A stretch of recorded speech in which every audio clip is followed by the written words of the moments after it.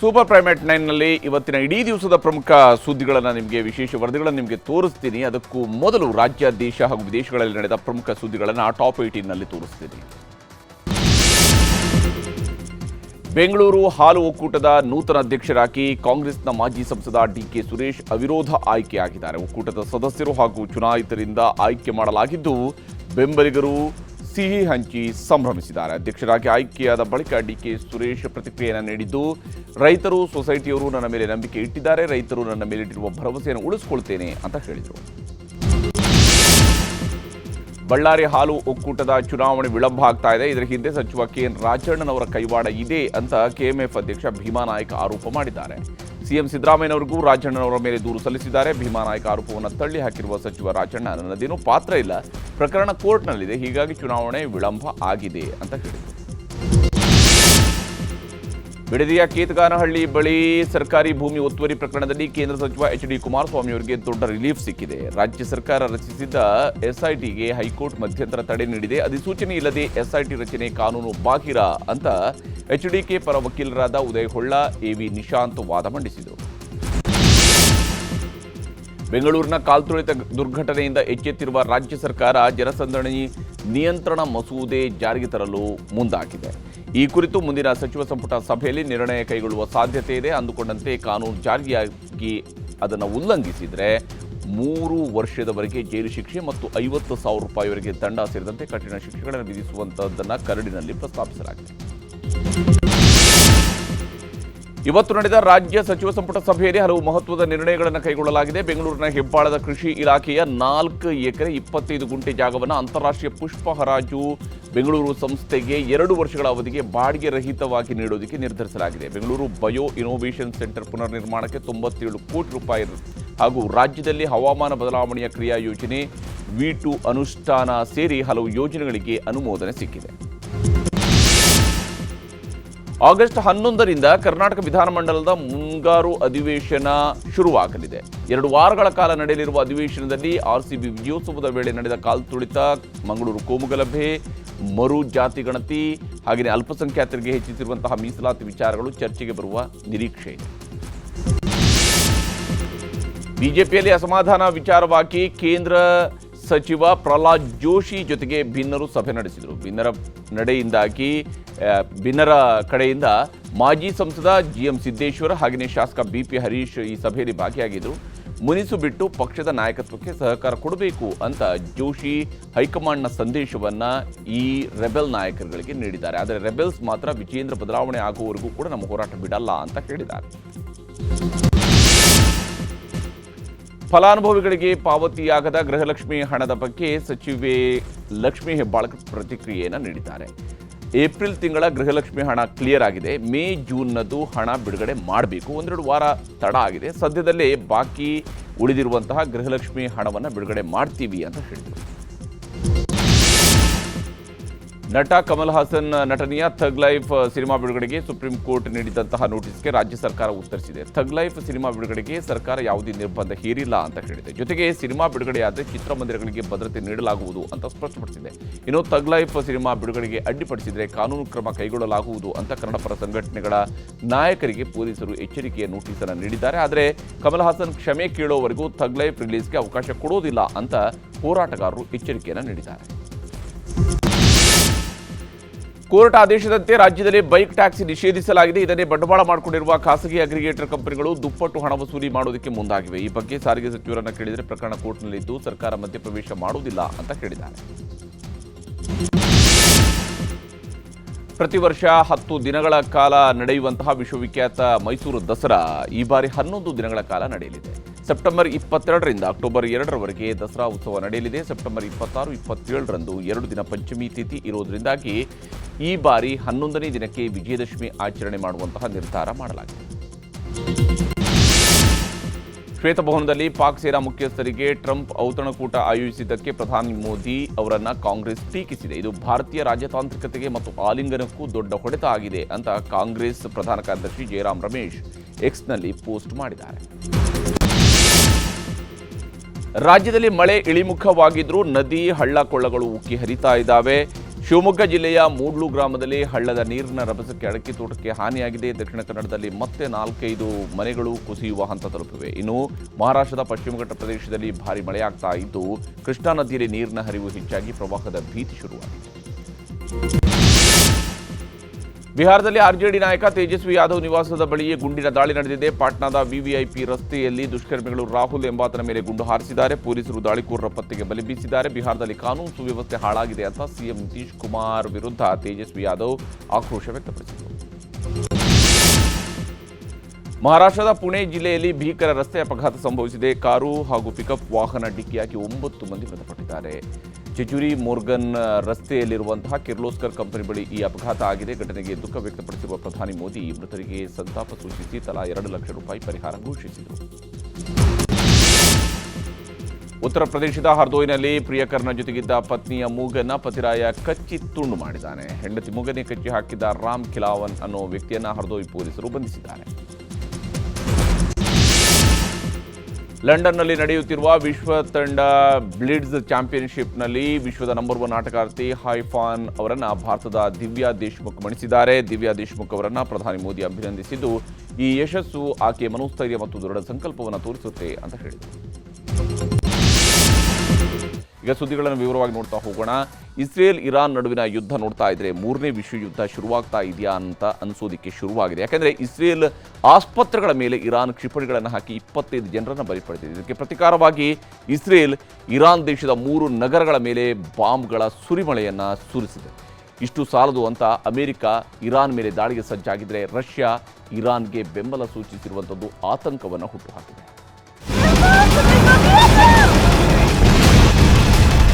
ಆಕಾಶದಲ್ಲಿ ಹಾರಿ ಬರುವ ಬೆಂಕಿಯುಂಡೆಗಳು, ಕ್ಷಿಪಣಿಗಳು.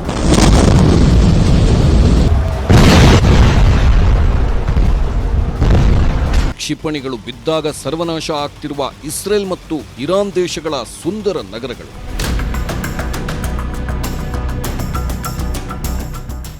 ಕಳೆದ 7 ದಿನಗಳಿಂದ ನಡೆಯುತ್ತಿರುವ ಇಸ್ರೇಲ್ ಮತ್ತು ಇರಾನ್ ನಡುವಿನ ಈ ಘನಘೋರ ರಕ್ತಸಿಕ್ತ ಯುದ್ಧ ಕೊನೆಯೇ ಆಗ್ತಿಲ್ಲ.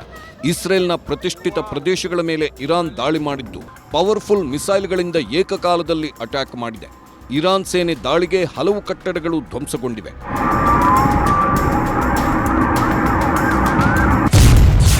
ಇಸ್ರೇಲ್ ಆಸ್ಪತ್ರೆ ಮೇಲೆ ಬಾಂಬ್ ಹಾಕಿದ ಇರಾನ್.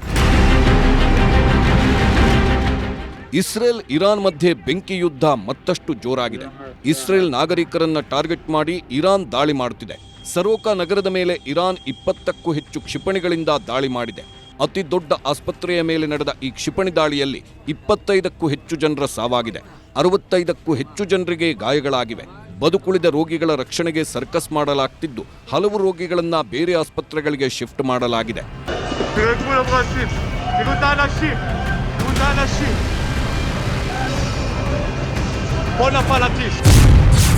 ಇರಾನ್ ದೇಶದ 3 ನಗರಗಳು ಉಡೀಸ್,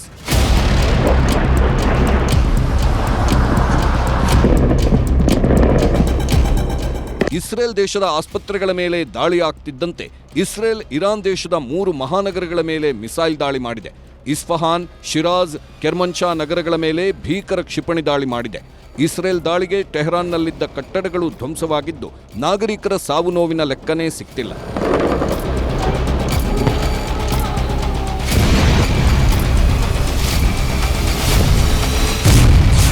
ಇರಾನ್ ನಿಷ್ಕ್ರಿಯ ನ್ಯೂಕ್ಲಿಯರ್ ಘಟಕ ಉಡೀಸ್.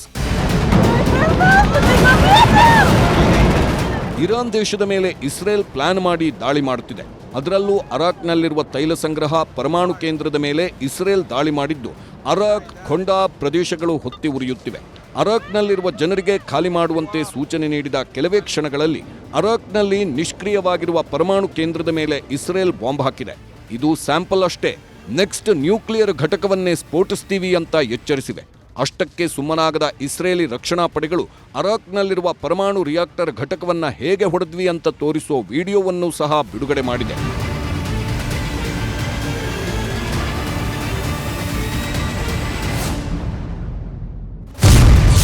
ಇಸ್ರೇಲ್ ದೇಶದ ಪರ ನಿಂತ ಡೊನಾಲ್ಡ್ ಟ್ರಂಪ್, ಇರಾನ್ ಮೇಲೆ ದಾಳಿಗೆ ಸಜ್ಜಾದ ಅಮೆರಿಕ ಪಡೆ. ಇರಾನ್ ಇಸ್ರೇಲ್ ನಡುವೆ ಸಂಘರ್ಷ ನಿಲ್ಲೋ ಲಕ್ಷಣಗಳು ಕಾಣುತ್ತಿಲ್ಲ. ಶಾಂತಿ ಅಂತಿರೋ ಅಮೆರಿಕ ಅಧ್ಯಕ್ಷ ಡೊನಾಲ್ಡ್ ಟ್ರಂಪ್ ಇರಾನ್ ಪರಮೋಚ್ಚ ನಾಯಕನಿಗೆ ಶರಣಾಗಲು ಕೊನೆ ವಾರ್ನಿಂಗ್ ಕಳಿಸಿದೆ.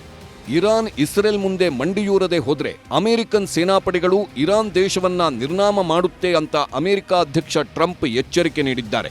ಅಮೆರಿಕ ಅಧ್ಯಕ್ಷರ ಎಚ್ಚರಿಕೆ ಬೆನ್ನಲ್ಲೇ ಯುಎಸ್ ಮಿಲಿಟರಿ ಪಡೆ ಇರಾನ್ ಮೇಲೆ ದಾಳಿಗೂ ಸಜ್ಜಾಗಿದ್ದು ಟ್ರಂಪ್ ಆದೇಶ ಕೊಡೋದನ್ನೇ ಕಾಯ್ತಾ ಇವೆ.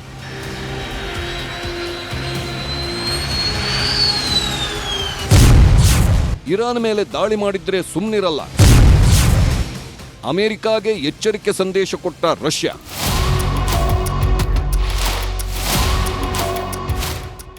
ಇರಾನ್ ಮೇಲೆ ದಾಳಿ ಮಾಡಿದ್ರೆ ಅನಿರೀಕ್ಷಿತ ಪರಿಣಾಮಗಳನ್ನ ಎದುರಿಸಬೇಕಾಗುತ್ತದೆ.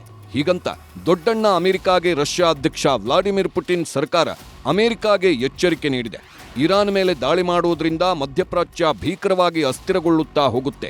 ಇಸ್ರೇಲಿ ದಾಳಿಗಳು ಪರಮಾಣು ದುರಂತಕ್ಕೆ ಕಾರಣವಾಗುವ ಅಪಾಯವಿದೆ. ಹಾಗಾಗಿ ಅಮೆರಿಕ ಇರಾನ್ ಮೇಲೆ ದಾಳಿ ಮಾಡುವುದು ಸರಿಯಲ್ಲ. ಅಪ್ಪಿತಪ್ಪಿ ದಾಳಿ ಮಾಡಿದ್ರೆ ನಾವು ಸುಮ್ಮನಿರಲ್ಲ ಅಂತ ರಷ್ಯಾದ ಉಪವಿದೇಶಾಂಗ ಸಚಿವ ಸರ್ಗೈ ರಯಾಬ್ಕೋ ಅಮೆರಿಕಾಗೆ ಎಚ್ಚರಿಕೆ ಕೊಟ್ಟಿದ್ದಾರೆ. ಇರಾನ್ ನಿರ್ನಾಮದ ಪ್ರತಿಜ್ಞೆ ಮಾಡಿದ ನೆತನ್ಯಾಹು. ಇಸ್ರೇಲ್ ಇರಾನ್ ಯುದ್ಧ ಉಲ್ಬಣಗೊಳ್ಳುತ್ತಲೇ ಇದೆ. ಕದನ ವಿರಾಮ ಘೋಷಿಸುವ ಯಾವ ಲಕ್ಷಣವೂ ಕಾಣಿಸುತ್ತಿಲ್ಲ. ಇಸ್ರೇಲ್ನ ಸೊರೋಕಾ ಆಸ್ಪತ್ರೆ ಮೇಲೆ ದಾಳಿಗೆ ಇಸ್ರೇಲ್ ಖಂಡನೆ ವ್ಯಕ್ತಪಡಿಸಿದೆ. ನಾಗರಿಕರ ಮೇಲಿನ ದಾಳಿಗೆ ಇಸ್ರೇಲ್ ಪ್ರಧಾನಿ ಬೆಂಜಮಿನ್ ನೆತನ್ಯಾಹು ಕೆರಳಿದ್ದು, ಆಸ್ಪತ್ರೆ ಮೇಲಿನ ದಾಳಿಗೆ ಇರಾನ್ ಬೆಲೆ ತೆರಬೇಕಾಗಿದೆ. ಟೆಹರಾನ್ ಮೇಲೆ ಮತ್ತಷ್ಟು ದಾಳಿ ಮಾಡುತ್ತೇವೆ, ಸೇಡು ತೀರಿಸಿಕೊಳ್ಳುವುದಾಗಿ ಪ್ರತಿಜ್ಞೆ ಮಾಡಿದ್ದಾರೆ. ಇದನ್ನೆಲ್ಲ ನೋಡ್ತಿದ್ರೆ ಇಸ್ರೇಲ್ ಇರಾನ್ ಮಧ್ಯೆ ಯಾವಾಗ ಬೇಕಿದ್ರೂ ನ್ಯೂಕ್ಲಿಯರ್ ದಾಳಿ ನಡೆದೇ ಹೋಗುತ್ತಾ ಅನ್ನೋದು ಇಡೀ ವಿಶ್ವವನ್ನೇ ಕಾಡುತ್ತಿರುವ ಆತಂಕ. Bureau report, news 18. ಈ ಯುದ್ಧದ ನಡುವೆ ಆಪರೇಷನ್ ಸಿಂಧು ಹೆಸರಲ್ಲಿ ಭಾರತೀಯರನ್ನ ಕೇಂದ್ರ ಸರ್ಕಾರ ಯುದ್ಧ ಭೂಮಿಯಿಂದ ಕರೆತರ್ತಾ ಇದೆ. ಇಸ್ರೇಲ್ ಮತ್ತು ಇರಾನ್ನಿಂದ ಈಗಾಗಲೇ 18 ಕನ್ನಡಿಗರು ಸೇರಿ ಭಾರತೀಯರು ಹಂತ ಹಂತವಾಗಿ ವಾಪಸ್ ಆಗೋದಕ್ಕೆ ಶುರುವಾಗಿದ್ದಾರೆ.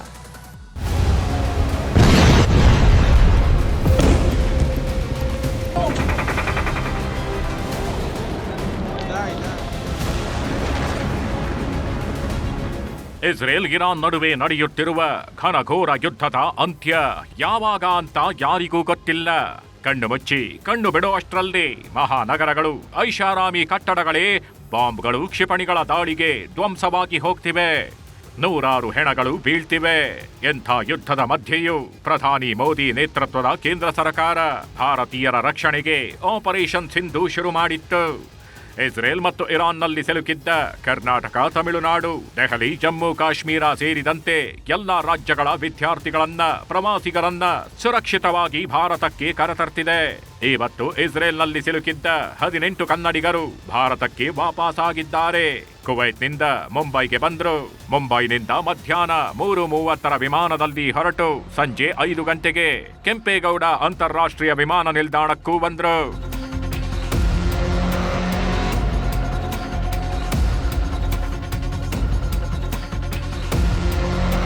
15ನೇ ಫ್ಲೋರಿಂದ ದಬ ದಬ ಅಂತ ಕೆಳಗಡೆ ತನಕ ಇಳ್ಕೊಂಡು ಹೋಗೋದು ನಿಜವಾಗ್ಲೂ ನಿದ್ದೆ, ಗಾಢ ನಿದ್ದೆ, ಎಷ್ಟು ಒಂದು ವಾರ ನಿದ್ದೆ ಇಲ್ಲ. ಇಮ್ಯಾಜಿನ್ ಮಾಡ್ಕೊಳ್ಳಿ, ನಿಮಗೆ ಕಣ್ಣೇ ಬಿಡೋಕ್ಕಾಗಲ್ಲ. ಅಂಥ ಟೈಮ್ನಲ್ಲಿ ನಾವೆಲ್ಲ ಪದೇ ಪದೇ ಪದೇ ಪದೇ ಎದ್ದು ಹೋಗ್ತಾ ಇದ್ವಿ. ಆ್ಯಂಡ್ ನಮ್ಮ ಜೊತೆ ಇಸ್ರೇಲ್ ಎಂಬಸಿನವರು ಪ್ರತಿ ಒಂದು ಸರಿನೂ ನಮ್ಮ ಜೊತೆ ಪಾಪ ಬರೋರು. ನಮ್ಮ BPAC ಸಂಸ್ಥೆಗೆ, ಇಸ್ರೇಲಿ ಕಾನ್ಸುಲೇಟ್ಗೆ, ಭಾರತ ಕಾನ್ಸುಲೇಟ್ಗೆ ನಾವು ಭಾಳ ತುಂಬ ಹೃದಯದ ಧನ್ಯವಾದ ಹೇಳಬೇಕು.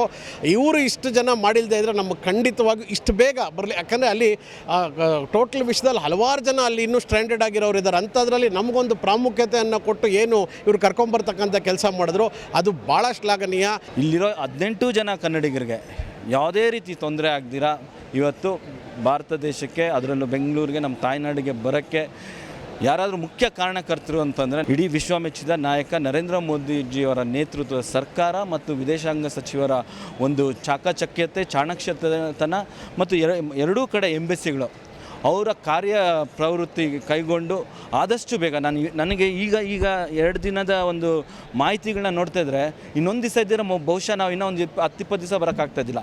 ಗೃಹ ಸಚಿವರು ನಿರಂತರವಾಗಿ ನನ್ನ ಕಾಂಟ್ಯಾಕ್ಟಲ್ಲಿದ್ದರು. ದಿನ ಫೋನ್ ಮಾಡ್ತಾಯಿದ್ರು, ಮೆಸೇಜ್ ಮಾಡ್ತಾಯಿದ್ರು, ಏನಾರು ಅಪ್ಡೇಟ್ ಬೇಗ ಕೇಳು ಅಂತ ಇದ್ರು. ಆಮೇಲೆ ಮುಖ್ಯಮಂತ್ರಿಗಳ ಸಚಿವಾಲಯ, ಕಾವೇರಿ ಮೇಡಮ್ಮು, ಪ್ರಭಾಕರ್ ಅವರು, ವೆಂಕಟೇಶಯ್ಯನವರು ಕಾರ್ಯದರ್ಶಿಗಳು ಇವರು ನಿರಂತರವಾಗಿ ಎವ್ರಿ ಡೇ ಕಾಂಟ್ಯಾಕ್ಟ್ ಮಾಡೋರು, ಬೆಳಗ್ಗೆ ಎದ್ದು ಫೋನ್ ಮಾಡೋರು, ಏನು ಅಗತ್ಯ ಇದೆಯಾ ಅಂತ. ಇಸ್ರೇಲಿ ಗೌರ್ಮೆಂಟ್ಗೆ ಧನ್ಯವಾದ ಹೇಳಬೇಕು, ಮುಖ್ಯಮಂತ್ರಿಗಳಿಗೆ ಎಸ್ಪೆಷಲಿ ಮತ್ತು ಗೃಹ ಸಚಿವರಿಗೆ ಧನ್ಯವಾದ ಹೇಳಬೇಕು ಈ ಸಮಯದಲ್ಲಿ. ಕನ್ನಡಿಗರೇನು ಖುಷಿ ಪಟ್ರು, ಕೇಂದ್ರ ಸರ್ಕಾರಕ್ಕೆ ಧನ್ಯವಾದ ಅರ್ಪಿಸಿದ್ರು. ಆದ್ರೆ ಜಮ್ಮು ಕಾಶ್ಮೀರದಲ್ಲಿ ಹಾಗಾಗಿಲ್ಲ. ಕೇಂದ್ರ ಸರ್ಕಾರ 3 ದೇಶಗಳ ಜೊತೆ ಸಂಪರ್ಕ ಸಾಧಿಸಿ ಭಾರತೀಯರನ್ನ ಕಷ್ಟಪಟ್ಟು ಸುರಕ್ಷಿತವಾಗಿ ಕರೆತಂದಿದೆ. ಆದ್ರೆ ಓಮರ್ ಅಬ್ದುಲ್ಲಾ ಸರ್ಕಾರ ದೆಹಲಿಯಿಂದ ಜಮ್ಮು ಕಾಶ್ಮೀರಕ್ಕೆ ಕರೆತರಲು ಡಕೋಟಾ ಬಸ್ಗಳನ್ನ ಕಳಿಸಿದೆ. ಸೀಟ್ಗಳು ಕಿತ್ತೋಗಿವೆ, ಬಸ್ಗಳೆಲ್ಲ ಗಲೀಜಾಗಿವೆ. ಬ್ರೇಕ್ ಹಾಕಿದ್ರೆ ನಿಲ್ಲುತ್ತೆ ಅನ್ನೋ ಗ್ಯಾರಂಟಿನೂ ಇಲ್ಲದ ಬಸ್ಗಳನ್ನ ಕಳಿಸಿದ್ದು ಛೀಮಾರಿ ಹಾಕಿಸಿಕೊಂಡಿದೆ. 10:30 हो रहे हैं, हमें कोई बसेस रिसीव नहीं हुई है, कोई भी बस नहीं आई है, कुछ नहीं, कोई चीज नहीं. हम सुबह से भूखे हैं यहाँ पे. 3:30 हम लैंड हुए हैं, अभी 10:30 हो गए और ये कोई रिस्पॉन्सिबिलिटी नहीं ले रहे हैं. ये disheartened and we are very disappointed from our government. Delhi से श्रीनगर का बहुत ही घटिया किस्म की बसेस थी यहाँ पर, जिनमें शायद कोई जानवर भी नहीं रह सकता है. ये कि इनकी कंडीशन बहुत ख़राब है. ये तो एक्सपायर्ड है पूरी ये बसेस. हर एक स्टेप पे, हर एक पॉइंट पे हमारी हेल्प की. यहाँ तक पहुँचाने में हमें आई डोंट थिंक किसी को भी कोई प्रॉब्लम हुई होगी. हम उसके लिए बहुत ग्रेटफुल है जो गवर्नमेंट ने रोल प्ले किया हमें यहाँ तक लाने में, सेंट्रल गवर्नमेंट ने. very thankful to the Indian government whatever they did. Like it was so smooth for us. मतलब कोई परेशानी नहीं अभी तक. जस्ट कि अभी हमें थोड़ी सी परेशानी सफर करनी पड़ रही है क्योंकि इनने हमारे लिए जो कश्मीर के बच्चे हैं खासकर उनके लिए बसेस अरेंज की है. और अभी जो कि हम 3 दिन से हर एक कंट्री से दूसरी कंट्री से तीसरी कंट्री हम नहीं है इस तैयार कि हम बसेस में जाए. और बसेस की हालत इतनी अच्छी अभी है अभी नहीं. ಯಾವಾಗ ಇರಾನ್ ಇಸ್ರೇಲ್ನಿಂದ ಸುರಕ್ಷಿತವಾಗಿ ಬಂದ ವಿದ್ಯಾರ್ಥಿಗಳು ಸಿಟ್ಟಿಗೆದ್ರು. ಓಮರ್ ಅಬ್ದುಲ್ಲಾ ಸರ್ಕಾರಕ್ಕೆ ರಾಷ್ಟ್ರ ಮಟ್ಟದಲ್ಲಿ ಮುಜುಗರ ಆಯಿತು. ಕೊನೆಗೆ ಕ್ಷಮೆ ಕೇಳಿದ ಜಮ್ಮು ಕಾಶ್ಮೀರದ ಅಧಿಕಾರಿಗಳು ಎಕ್ಸ್ನಲ್ಲಿ ಮಾಹಿತಿ ಹಂಚಿಕೊಂಡ್ರು. ಬಸ್ಗಳ ಗುಣಮಟ್ಟದ ಕುರಿತು ಇರಾನ್ನಿಂದ ಸ್ಥಳಾಂತರಿಸಲಾದ ವಿದ್ಯಾರ್ಥಿಗಳ ವಿನಂತಿಯನ್ನು ಮುಖ್ಯಮಂತ್ರಿ ಗಮನಿಸಿದ್ದಾರೆ. ಸರಿಯಾದ ಡಿಲಕ್ಸ್ ಬಸ್ಗಳ ವ್ಯವಸ್ಥೆ ಮಾಡಲಾಗಿದೆ, ಖಚಿತಪಡಿಸಿಕೊಳ್ಳಲು ಆಯುಕ್ತರಿಗೆ ಸೂಚಿಸಲಾಗಿದೆ ಅಂತ ಎಕ್ಸ್ನಲ್ಲಿ ಮುಖ್ಯಮಂತ್ರಿಗಳ ಕಚೇರಿಯಿಂದಲೇ ಸ್ಪಷ್ಟನೆ ಕೊಟ್ಟರು. ಡಕೋಟಾ ಬಸ್ ಕಳಿಸಿದ್ರು ಅಂತ ಜಮ್ಮು ಕಾಶ್ಮೀರದ ವಿದ್ಯಾರ್ಥಿಗಳು ಸಿಟ್ಟಾಗಿದ್ದಾರೆ. ಆದರೆ ವಿದ್ಯಾರ್ಥಿಗಳ ಬೇಡಿಕೆಗೆ ಸಾಮಾಜಿಕ ಜಾಲತಾಣಗಳಲ್ಲಿ ಆಕ್ರೋಶ ವ್ಯಕ್ತವಾಗಿದೆ. ಜೀವ ಉಳೀತಲ್ಲ ಅಂತ ಖುಷಿ ಪಡಬೇಕು, ಅದನ್ನ ಬಿಟ್ಟು ಡೀಲಕ್ಸ್ ಬಸ್ ಕೇಳ್ತಿರೋದು ಸರಿನಾ ಅಂತ ಕಮೆಂಟ್ಗಳು ಹರಿದಾಡ್ತಿವೆ. Bureau report, news 18. ಇವತ್ತು ನಡೆದಂತಹ ಸಚಿವ ಸಂಪುಟ ಸಭೆಯಲ್ಲಿ ಮುಸಲ್ಮಾನರಿಗೆ ರಾಜ್ಯ ಸರ್ಕಾರ ಬಂಪರ್ ಗಿಫ್ಟ್ ಕೊಟ್ಟಿದೆ. ವಸತಿ ಯೋಜನೆಗಳಲ್ಲಿ ಇಷ್ಟು ದಿನ ಇದ್ದಂತಹ 10% ಮೀಸಲಾತಿಯನ್ನು 15%ಗೆ ಏರಿಕೆ ಮಾಡಲಾಗಿದೆ. ಇದು ಸಹಜವಾಗಿಯೇ ಬಿಜೆಪಿಯವರ ಆಕ್ರೋಶಕ್ಕೆ ಕಾರಣ ಆಗಿದೆ. ಆದರೆ ಮುಸ್ಲಿಮರು ಬದುಕಬೇಕಲ್ವಾ ಅನ್ನುವಂತಹ ಸಮರ್ಥನೆಯನ್ನು ಸರ್ಕಾರದ ಕಡೆಯಿಂದ ನೀಡಲಾಗಿರುವಂಥದ್ದು.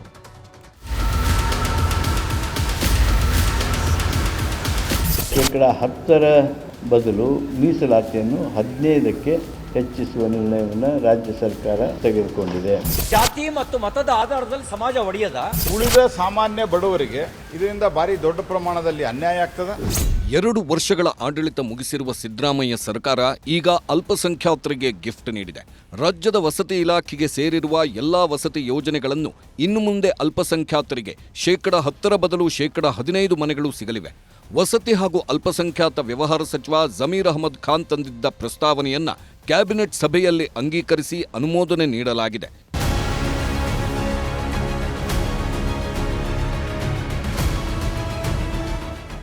ಇಷ್ಟಕ್ಕೂ 3 ತಿಂಗಳ ಹಿಂದೆ ಅಂದ್ರೆ ಮಾರ್ಚ್ 14, 2025ರಲ್ಲಿ ಪರಿಶಿಷ್ಟ ಜಾತಿ ಪಂಗಡ ಹಿಂದುಳಿದವರ ಜೊತೆ ಮುಸ್ಲಿಂ ಸಮುದಾಯದವರಿಗೆ ಗುತ್ತಿಗೆಯಲ್ಲಿ ಶೇಕಡ 4ರಷ್ಟು ಮೀಸಲಾತಿ ಘೋಷಿಸಿತ್ತು. ಅದಕ್ಕೆ ಸಂಬಂಧಿಸಿದಂತೆ ಹೊಸ ಬಿಲ್ ಮಂಡನೆ ಮಾಡಿ ಅಂಗೀಕಾರ ಪಡೆಯಲಾಗಿತ್ತು. ಈಗ ಎಲ್ಲ ವಸತಿ ಯೋಜನೆಯಲ್ಲೂ ಮುಸ್ಲಿಮರು ಸೇರಿದಂತೆ ಎಲ್ಲ ಅಲ್ಪಸಂಖ್ಯಾತರಿಗೆ ಮೀಸಲಾತಿ ಹೆಚ್ಚಳಕ್ಕೆ ಮಹತ್ವದ ತೀರ್ಮಾನ ಕೈಗೊಂಡಿದ್ದಾರೆ. ವಸತಿ ಯೋಜನೆಯ ಮೀಸಲಾತಿಯನ್ನ ಶೇಕಡ 10ರಿಂದ ಶೇಕಡ 15ಕ್ಕೆ ಏರಿಸಲು ಸಚಿವ ಸಂಪುಟ ಸಭೆಯಲ್ಲಿ ನಿರ್ಣಯ ಕೈಗೊಂಡಿದ್ದಾರೆ. ರಾಜ್ಯಾದ್ಯಂತ ನಗರ ಮತ್ತು ಗ್ರಾಮೀಣ ಪ್ರದೇಶಗಳಲ್ಲಿ ವಸತಿ ಇಲಾಖೆಯಿಂದ ಅನುಷ್ಠಾನಗೊಳಿಸಲಾಗುವ ವಿವಿಧ ವಸತಿ ಯೋಜನೆಯಡಿ ಅಲ್ಪಸಂಖ್ಯಾತ ಸಮುದಾಯದವರಿಗೆ ನಿಗದಿಪಡಿಸಿರ್ತಕ್ಕಂಥ ಶೇಕಡ 10ರ ಬದಲು ಮೀಸಲಾತಿಯನ್ನು 15ಕ್ಕೆ ಹೆಚ್ಚಿಸುವ ನಿರ್ಣಯವನ್ನು ರಾಜ್ಯ ಸರ್ಕಾರ ಇವತ್ತು ತೆಗೆದುಕೊಂಡಿದೆ. ಹಾಗಿದ್ದರೆ ಯಾವೆಲ್ಲ ಯೋಜನೆಗಳಲ್ಲಿ ಈ ಮೀಸಲಾತಿ ಹೆಚ್ಚಳ ಅನ್ವಯ ಆಗುತ್ತೆ ಅನ್ನೋದನ್ನ ನೋಡೋದಾದ್ರೆ, ನಗರ ಮತ್ತು ಗ್ರಾಮೀಣ ಭಾಗದಲ್ಲಿ ಬಡವರಿಗೆ ಸರ್ಕಾರ ಮನೆಗಳನ್ನು ಉಚಿತವಾಗಿ ನೀಡುವ ಯೋಜನೆ. ಇಲ್ಲಿವರೆಗೂ ಮುಸ್ಲಿಂ ಮತ್ತು ಅಲ್ಪಸಂಖ್ಯಾತರಿಗೆ 10% ಮೀಸಲಾತಿ ಇತ್ತು. ಈಗ 15% ಹೆಚ್ಚಳ ಮಾಡಿದೆ ಸಿದ್ದರಾಮಯ್ಯ ಸರ್ಕಾರ. ಪ್ರಧಾನಮಂತ್ರಿ ಆವಾಸ್ ಯೋಜನೆಯಡಿ ನೀಡುವ ಮನೆಗಳು, ಅಂಬೇಡ್ಕರ್ ನಿವಾಸ ಯೋಜನೆ, ದೇವರಾಜು ಅರಸು ವಸತಿ ಯೋಜನೆ, ಬಸವ ವಸತಿ ಯೋಜನೆ, ವಾಜಪೇಯಿ ನಗರ ವಸತಿ ಯೋಜನೆಯಡಿ ನೀಡುವ ಮನೆಗಳಲ್ಲಿ ಈ ಮೀಸಲಾತಿ ನಿಯಮ ಅನ್ವಯ ಆಗಲಿದೆ.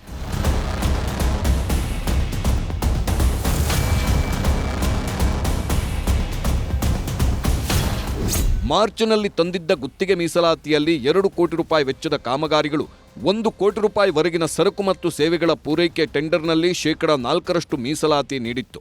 ಈಗ ವಸತಿ ಸಚಿವ ಜಮೀರ್ ಅಹಮದ್ ಮನವಿ ಮೇರೆಗೆ ವಸತಿ ಯೋಜನೆಯಲ್ಲೂ ಮೀಸಲಾತಿ ನೀಡಿದ್ದಾರೆ. ಸಹಜವಾಗೇ ಪ್ರತಿಪಕ್ಷಗಳನ್ನ ಇದು ಕೆರಳಿಸಿದ್ದು ಸರ್ಕಾರವೇ ಬಿಜೆಪಿಗೆ ಅಸ್ತ್ರ ಕೊಟ್ಟಂತಾಗಿದೆ.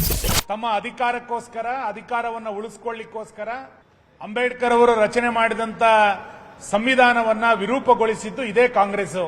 ಇವತ್ತು ಮುಸಲ್ಮಾನರ ತುಷ್ಟೀಕರಣಕ್ಕೋಸ್ಕರ ಮೀಸಲಾತಿಯನ್ನು ಕೂಡ ದುರುಪಯೋಗ ಮಾಡಿಕೊಳ್ತಾ ಇರುವಂತದ್ದು ಕೂಡ ಇದೇ ಕಾಂಗ್ರೆಸ್. ಕಾಂಗ್ರೆಸ್ ಸರ್ಕಾರ ಮತೀಯ ಆಧಾರಿತ ಮೀಸಲಾತಿ ಕೊಟ್ಟಿದ್ದು ಮಾತ್ರ ಅಲ್ಲದೆ ಅದನ್ನ ವಿವಿಧ ಯೋಜನೆಗಳಿಗೂ ವಿಸ್ತರಿಸ್ತಾರೆ ಅಂತ ಹೇಳಿದ್ರೆ ಸಂವಿಧಾನ ಶಿಲ್ಪಿ ಡಾಕ್ಟರ್ BAR ಅಂಬೇಡ್ಕರ್ ಅವರ ಆಶಯವನ್ನು ಕೆಳಗ್ತಾ ಇದ್ದಾರೆ. 10-15% ಯಾರ ರಿಸರ್ವೇಶನ್ ಅನ್ನ ಕಿತ್ಕೊಂಡ್ಬಿಟ್ಟು ನೀವು ಅಲ್ಪಸಂಖ್ಯಾತರಿಗೆ, ಮುಸಲ್ಮಾನರಿಗೆ ಕೊಟ್ರಿ. ಇದು ಎಗೈನ್ ಯಾರಿಗಪ್ಪ ಅನ್ಯಾಯ ಆಗ್ತಾ ಇದೆ ಅಂತ ಹೇಳಿದ್ರೆ SCಗಳಿಗೆ, STಗಳಿಗೆ ಮತ್ತು OBCಗಳಿಗೆ. ಒಂದ್ ರೀತಿ ಟಿಪ್ಪು ಸುಲ್ತಾನ್ನ ಆಡಳಿತ ಕರ್ನಾಟಕ ರಾಜ್ಯದಲ್ಲಿ ನಡೀತಾ ಇದೆ, ವಿಪರೀತ ತುಷ್ಟೀಕರಣ. ಇದರಿಂದ ಸರ್ಕಾರ ತುಷ್ಟೀಕರಣದ ಹೆಸರಿನಲ್ಲಿ, ತುಷ್ಟೀಕರಣದ ರಾಜಕಾರಣದಲ್ಲಿ ಅವರು ಇತರ ಸಮುದಾಯಗಳಿಗೆ ಅನ್ಯಾಯ ಮಾಡಿ ಸಂವಿಧಾನ ವಿರೋಧಿಯಾದಂಥ ಧರ್ಮಾಧಾರಿತ ರಿಸರ್ವೇಷನ್ ಅನ್ನ ಈ ಅಪೀಸ್ಮೆಂಟ್ ಮಾಡಕ್ಕೆ ಕೊಡ್ತಾನೆ ಹೋಗ್ತಾ ಇದ್ದಾರೆ. ಇದನ್ನ ನಾವು ತೀವ್ರವಾಗಿ ವಿರೋಧಿಸ್ತೀವಿ. ಬಿಜೆಪಿ ನಾಯಕರು, ಮುಸ್ಲಿಮರು ಸೇರಿ ಅಲ್ಪಸಂಖ್ಯಾತರಿಗೆ ಸಿದ್ದರಾಮಯ್ಯ ಮತ್ತು DK ಶಿವಕುಮಾರ್ ನೇತೃತ್ವದ ಸರ್ಕಾರ ಗಿಫ್ಟ್ ಮೇಲೆ ಗಿಫ್ಟ್ ಕೊಡ್ತಿರೋದಕ್ಕೆ ಕೆರಳಿ ಕೆಂಡವಾಗಿದ್ದಾರೆ. ಆದರೆ ಪ್ರತಿಪಕ್ಷಗಳ ಟೀಕೆಗೆ ಸರ್ಕಾರನೂ ಖಡಕ್ಕು ಉತ್ತರ ನೀಡಿದೆ. ಮನೆ ಕಟ್ಟಲು ಕೇಂದ್ರ ಸರ್ಕಾರ ಕೊಡುವ ಅನುದಾನ ಕಡಿಮೆ, ರಾಜ್ಯ ಸರ್ಕಾರವೇ ಹೆಚ್ಚು ಹಣ ಹಾಕಿ ಮನೆಗಳನ್ನು ಕಟ್ಟುತ್ತಿದೆ. ಬಡವರಿಗೆ ಅನುಕೂಲ ಆಗೋ ನಿರ್ಧಾರಗಳಲ್ಲೂ ರಾಜಕೀಯ ಮಾಡಬೇಡಿ. ಕಟ್ಟಿರೋ ಖಾಲಿ ಮನೆಗಳನ್ನು ಸುಮ್ಮನೆ ಇಟ್ಟುಕೊಳ್ಳುವ ಬದಲು ಹಂಚಿಕೆ ಮಾಡುತ್ತಿದ್ದೀವಿ. ನಗರ ಪ್ರದೇಶಗಳಲ್ಲಿ ಮುಸ್ಲಿಮರ ಸಂಖ್ಯೆ ಹೆಚ್ಚಾಗುತ್ತಿದೆ, ಅದಕ್ಕೆ ಮುಸ್ಲಿಮರಿಗೆ ಅವಕಾಶ ಕೊಡಬೇಕು ಅನ್ನೋದೇ ಉದ್ದೇಶ ಅನ್ನೋದು ಸರ್ಕಾರದ ವಾದ. ಮೈನಾರಿಟಿ ಪಾಪ್ಯುಲೇಷನ್ ಜಾಸ್ತಿ ಇರೋದ್ರಿಂದ ಅಟ್ಲೀಸ್ಟ್ ಅವ್ರಿಗಾರು ಆಪರ್ಚುನಿಟಿ ಕೊಟ್ಬಿಟ್ಟು ಅವರೆಲ್ಲ ಮನೆ ಸೇರಿಸ್ಕೊಳ್ಳಿ ಅನ್ನೋ ದೃಷ್ಟಿಯಿಂದ ನಾವು 10% ಇಂದ 15% ಮಾಡಿದ್ವಿ. ಕೇಂದ್ರ ಸರ್ಕಾರದವರು ಅವರಿಗೆ ಕೊರತೆ ಇದ್ದಂಥ ವಸತಿಯನ್ನು ಗಮನಿಸಿ ಅವರೂ ಸೂಚನೆಗಳನ್ನು ಕೊಟ್ಟಿದ್ದಾರೆ.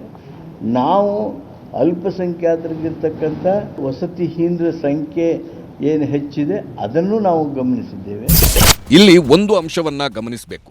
ರಾಜ್ಯ ಸರ್ಕಾರಕ್ಕೆ ಈಗಾಗಲೇ ಸಲ್ಲಿಕೆಯಾಗಿದ್ದ ಜಾತಿಗಣತಿ ವರದಿಯಲ್ಲೂ ಮುಸ್ಲಿಮರ ಸಂಖ್ಯೆ ರಾಜ್ಯದ ಒಟ್ಟು ಜನಸಂಖ್ಯೆಯಲ್ಲಿ 14% ಆಸುಪಾಸಿನಲ್ಲಿತ್ತು. 2011ರ ಜನಗಣತಿ ಪ್ರಕಾರ ಕೂಡ ರಾಜ್ಯದಲ್ಲಿ ಮುಸ್ಲಿಮರ ಜನಸಂಖ್ಯೆ 14%ಕ್ಕಿಂತ ಮೇಲಿತ್ತು. ಈಗ ರಾಜ್ಯ ಸರ್ಕಾರ ಈ ಅಲ್ಪಸಂಖ್ಯಾತರಿಗೆ 15% ಮನೆಗಳಲ್ಲಿ ಮೀಸಲಾತಿ ಕೊಡುವ ನಿರ್ಧಾರ ಕೈಗೊಳ್ಳುವ ವೇಳೆಯಲ್ಲಿ ಈ ಮುಸ್ಲಿಮರ ಜನಸಂಖ್ಯೆ ಆಧಾರಿತವಾಗಿಯೇ ಕೈಗೊಂಡಿರುವಂತೆ ಕಾಣುತ್ತಿದೆ. ರಾಜ್ಯವನ್ನ ಗುಡಿಸಲು ಮುಕ್ತ ಮಾಡಬೇಕು, ಮನೆ ಇಲ್ಲದವರಿಗೆ ಮನೆ ಕಟ್ಟಿಸಿ ಕೊಡಬೇಕು ಎನ್ನುವ ಭರವಸೆಯನ್ನ ರಾಜಕೀಯ ಪಕ್ಷಗಳು ಪ್ರತಿ ಚುನಾವಣೆಯಲ್ಲೂ ಘೋಷಿಸುತ್ತಾ ಬಂದಿವೆ. ಈಗ ಮೀಸಲಾತಿ ಏರಿಕೆಯ ಮೂಲಕ ಕೂಡ ಬಡವರಿಗೆ ಬೇಗನೆ ಮನೆಗಳನ್ನು ತಲುಪಿಸಿದ್ರೆ ಆಗ ಸರ್ಕಾರದ ಉದ್ದೇಶ ಸಾಕಾರ ಆಗಲು ಸಾಧ್ಯ. ಇಲ್ಲದೆ ಹೋದರೆ ಕೇವಲ ತೋರಿಕೆಗಷ್ಟೇ ಮೀಸಲಾತಿ ಹೆಚ್ಚಿಸಿ ಅಲ್ಪಸಂಖ್ಯಾತ ಸಮುದಾಯವನ್ನ ಖುಷಿಪಡಿಸಲು ಮುಂದಾಗುತ್ತಾ ಎಂದು ನೋಡಬೇಕಿದೆ. ಆದರೆ ಪ್ರತಿಪಕ್ಷ ಮಾತ್ರ ಇದು ಅಲ್ಪಸಂಖ್ಯಾತರ ತುಷ್ಟೀಕರಣ ಎಂದು ಈಗಾಗಲೇ ವಿರೋಧ ವ್ಯಕ್ತಪಡಿಸಲು ಶುರು ಮಾಡಿದ್ದು, ಮುಂದೆ ಇದಕ್ಕೆ ಯಾವ ರೀತಿಯ ರಾಜಕೀಯದ ಬಣ್ಣ ಕೊಡುತ್ತೆ ಎಂದು ನೋಡಬೇಕಿದೆ. Bureau report, news 18.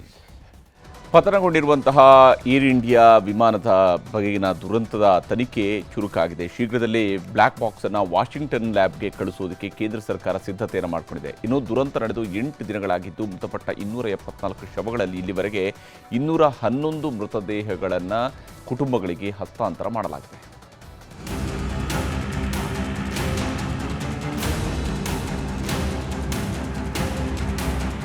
ಗುಜರಾತ್ನ ಅಹಮದಾಬಾದ್ನಲ್ಲಿ ಏರ್ ಇಂಡಿಯಾ ವಿಮಾನ ಪತನವಾಗಿ ಇವತ್ತಿಗೆ 8 ದಿನ ಕಳೆದೋಯ್ತು. 274 ಜನರ ಸಾವಾಗಿತ್ತು. 8 ದಿನಗಳಿಂದ ಇಲ್ಲಿಯವರೆಗೂ 211 ಶವಗಳನ್ನ ಮಾತ್ರ ಕುಟುಂಬಸ್ಥರಿಗೆ ಹಸ್ತಾಂತರ ಮಾಡಿದ್ದಾರೆ. ಉಳಿದ ಶವಗಳ DNA ಪರೀಕ್ಷೆ ಈಗಲೂ ನಡೀತಾನೇ ಇದ್ದು, ಬಾಕಿ ಶವಗಳಿಗೆ ಯಾವಾಗ ಮುಕ್ತಿ ಸಿಗುತ್ತೋ ಆ ಭಗವಂತನೇ ಬಲ್ಲ. ಆಸ್ಪತ್ರೆ ಮುಂದೆ ಈಗಲೂ ಮೃತದೇಹಗಳನ್ನ ಪಡೆಯಲು ಕುಟುಂಬಸ್ಥರು ಜಾತಕ ಪಕ್ಷಿಗಳಂತೆ ಕಾಯ್ತಾನೇ ಇದ್ದಾರೆ. ಇನ್ನೊಂದ್ ಕಡೆ ಏರ್ ಇಂಡಿಯಾ ಬೋಯಿಂಗ್ ವಿಮಾನದ ದುರಂತದ ಬಗ್ಗೆ ತನಿಖೆಯೂ ಚುರುಕಾಗಿದೆ. ಅಮೆರಿಕಾಗೆ ರವಾನೆ ಆಗಲಿದೆ ಬ್ಲ್ಯಾಕ್ ಬಾಕ್ಸ್. ಏರ್ ಇಂಡಿಯಾ ವಿಮಾನದ ಪತನಕ್ಕೆ ಕಾರಣ ಏನು ಅಂತ ಹುಡುಕಲು ಇರುವ ಏಕೈಕ ಸಾಕ್ಷಿ ಅಂದ್ರೆ ಅದು ಬ್ಲ್ಯಾಕ್ ಬಾಕ್ಸ್. ಆದ್ರೆ 1 ಲಕ್ಷ ಲೀಟರ್ ಪೆಟ್ರೋಲ್ ಸ್ಫೋಟವಾದಾಗ ಬ್ಲ್ಯಾಕ್ ಬಾಕ್ಸ್ ಕೂಡ ಬಹುತೇಕ ಸರ್ವನಾಶವಾಗಿ ಹೋಗಿದೆ. ಭಾರತದಲ್ಲಿರುವ ಎಲ್ಲ ತಂತ್ರಜ್ಞಾನವನ್ನ ಬಳಸಿ ಬ್ಲ್ಯಾಕ್ ಬಾಕ್ಸ್ ಒಳಗಿರುವ ರಹಸ್ಯ ಭೇದಿಸಲು ಶತ ಪ್ರಯತ್ನಗಳಾಗ್ತಿವೆ.